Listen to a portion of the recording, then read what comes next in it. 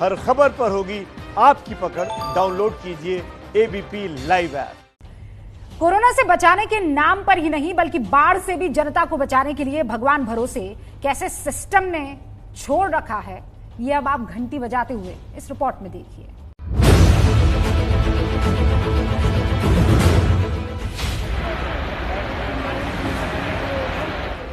उत्तर प्रदेश का ये बस्ती जिला है जहां बाढ़ ने जनता की जिंदगी नाव पर टिका दी है।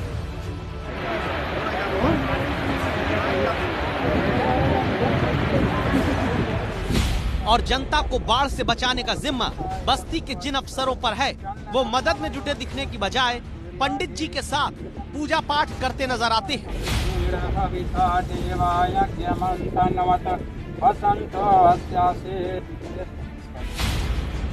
बस्ती में सरयू की बाढ़ में कई गांवों के खेत, खलिहान, मकान, दुकान डूब गए।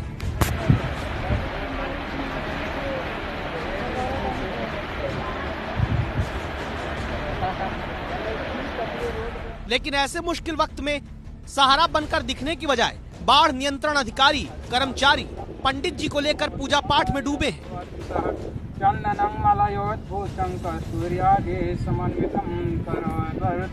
बाढ़ से जूझती जनता पर ध्यान देने से ज्यादा पूजा पाठ में मगन इसलिए क्योंकि ये आदेश खुद उत्तर प्रदेश सरकार में बाढ़ नियंत्रण और जल शक्ति मंत्रालय संभाल रहे महेंद्र सिंह का है।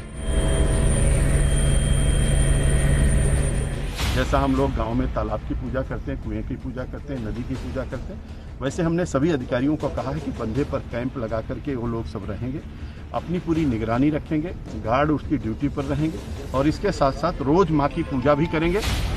मंत्री जी के ये कहने की देर थी कि उनके विभाग और अधिकारी फौरन उनके आदेश का पालन करने में जुट गए।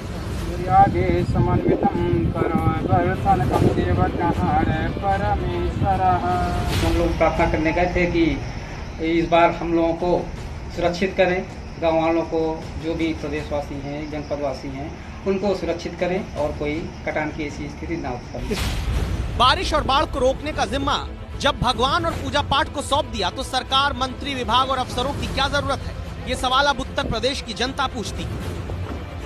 पूजा कर रहे हैं, गांव का जो कटान होगा उसको कौन रोकेगा? एनसी उसकी जिम्मेदारी लेंगे कि एक्शन लेंगे? पूजा पाठ करना बुरी बात नहीं, लेकिन ये बड़ा आश्चर्य का विषय है क्योंकि कर्म ही पूजा। यदि पूजा पाठ करके ही बाढ़ और कटान से मुक्ति पानी है तो ये हर साल बाढ़ और बचाव के नाम पर करोड़ों रुपए का वारा न्यारा क्यों?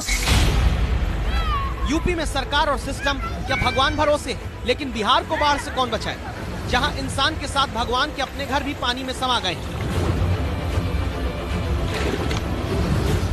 ये बिहार के गोपालगंज का जगीरा टोला गांव, जहां गंडक नदी ने सब कुछ निगल लिया। ये तस्वीरें बिहार सरकार और उसके सिस्टम के दावों की पोल खोलती है। बच्चों के इन स्कूलों को देखिए, जिसका आधे से ज्यादा हिस्सा पानी में समा चुका है।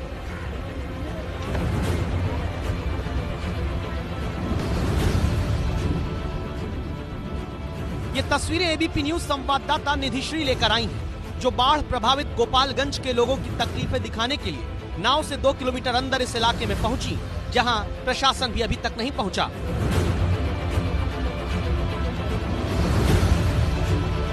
बाढ़ में यहां सब कुछ डूब गया है। ऊंचाई पर बने कुछ ही घर बचे हैं, जिनमें ऐसे मचानों के सहारे कुछ परिवार जमे हैं। ये उमा देवी हैं, जिनकी तकलीफ जानने संवाददाता निधिश्री को पानी में भी उतरना पड़ा।